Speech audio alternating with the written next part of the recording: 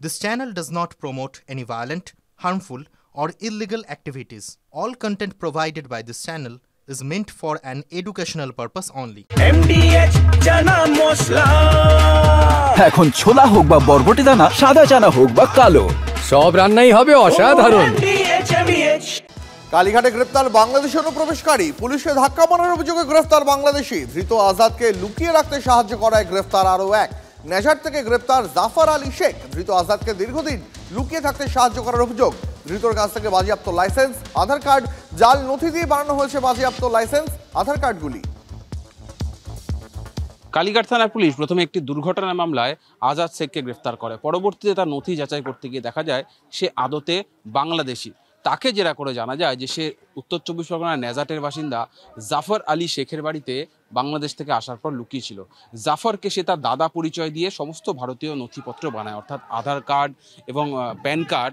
সে ওই জাফরকে তার নিজের দাদা পরিচয় দিয়ে করেছিল। একই সঙ্গে জাফরের বাবাকে নিজের বাবা পরিচয় দিয়ে এই সমস্ত নথি বানিয়েছিল। সেই সূত্রেই একজন বাংলাদেশিকে লুকিয়ে রাখা এবং বিনা পাসপোর্টে প্রবেশ করে লুকিয়ে রাখার অভিযোগে জাফরকেও গ্রেফতার করেছে পুলিশ, কালীঘাট থানার পুলিশ। এবং এই দুজনকে জেরা করে এই যে নথি, অর্থাৎ তার লাইসেন্স এবং বাংলাদেশি নথি কিভাবে তৈরি করলো, কিভাবে বিনা যাচাই একজন বাংলাদেশির কাছে ভারতীয় নথি পৌঁছলো, এই সংক্রান্ত ঘটনার তদন্ত শুরু করেছে কালীঘাট থানা।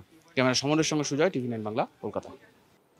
বাংলাদেশে প্রবল অস্থিরতা, চিন্তা বাড়াচ্ছে অনুপ্রবেশ। পুলিশের হাতে গ্রেফতার 8 জন বাংলাদেশি অনুপ্রবেশকারী। গুজরাটে ধরপাকড়ের ভয়ে মুর্শিদাবাদে পালিয়ে এসে বাংলাদেশে ফেরার চেষ্টা বানচাল। গ্রেপ্তার আরও এক দালালও। মুর্শিদাবাদের গৌরীবাগ এলাকা থেকে গ্রেপ্তার 8। একটি গাড়ি আটক করেছে পুলিশ। ধৃতদের 10 দিনের পুলিশ হেফাজতের আবেদন।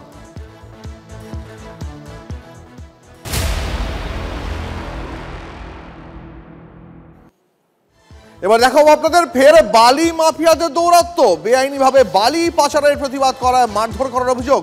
বালি মাফিয়াদের দৌরাত্ম্য কবে থামবে? মুখ্যমন্ত্রীর হুঁশিয়ারিকে কার্যত বুড়ো আঙুল দেখিয়ে কিভাবে দেদারে চলছে বালি পাচার, কেন নজর নেই স্থানীয় পুলিশ প্রশাসনের? এই মুহূর্তে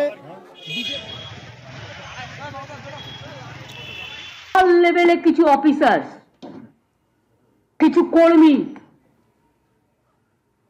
যারা এই গভর্নমেন্টকে ভালোবাসে না, এবং তোমার পুলিশেরও কিছু লোক, তারা টাকা খেয়ে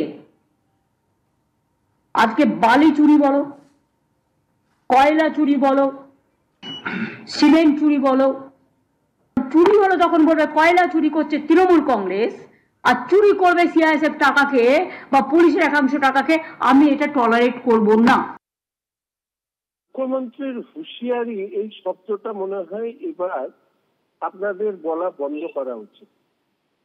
কেন যে হুঁশিয়ারিতে কাজ হয় না, উল্টে যাদেরকে হুঁশিয়ারি দেন তারা আরো মাথায় চড়ে বসে, তাহলে সরকারটা কে চালাচ্ছে? মুখ্যমন্ত্রী চালাচ্ছেন না মাফিয়ারা চালাচ্ছেন? আসলে মুখ্যমন্ত্রী অনেকদিন আগেই বলেছিলেন উনি মাফিয়াদের নেত্রী বা গুন্ডা ডাকাত কি সমস্ত তাদের তিনি কন্ট্রোল করেন। ফলে আজকে গুন্ডা ডাকাত মাফিয়া সিন্ডিকেট রাজ্যটাকে কন্ট্রোল করছে। আমার মনে হয় আজকে দিনে দাঁড়িয়ে সাংবাদিক বন্ধুদের কাছে অনুরোধ যে মুখ্যমন্ত্রীর হুঁশিয়ারি এই সমস্ত কথা বলে টিভি চ্যানেলে অন্তত কোনোদিন আপনারা এনার কোনো বক্তব্য দেখাবেন না। বালি মাফিয়াদের বিরুদ্ধে পুলিশের ব্যবস্থা নেওয়ার কথা বলেছেন উত্তরবঙ্গ উন্নয়ন মন্ত্রী উদয়ন গুহ। যদি এই ধরনের ঘটনা ঘটে থাকে তাহলে পুলিশের অবিলম্বে কড়া ব্যবস্থা নেওয়া উচিত।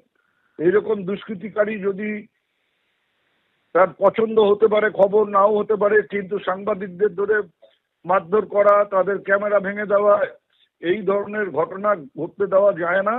পুলিশের উচিত অবিলম্বে যাদের বিরুদ্ধে অভিযোগ তাদেরকে হেফাজতে নিয়ে আসল ঘটনা বের করা এবং যদি সত্য প্রমাণিত হয় তাদের বিরুদ্ধে কড়া ব্যবস্থা গ্রহণ করা। আরে কম দে কিন্তু খাঁটি দে। MDH কাশ্মীরি লাল লঙ্কার গুঁড়ো। MDH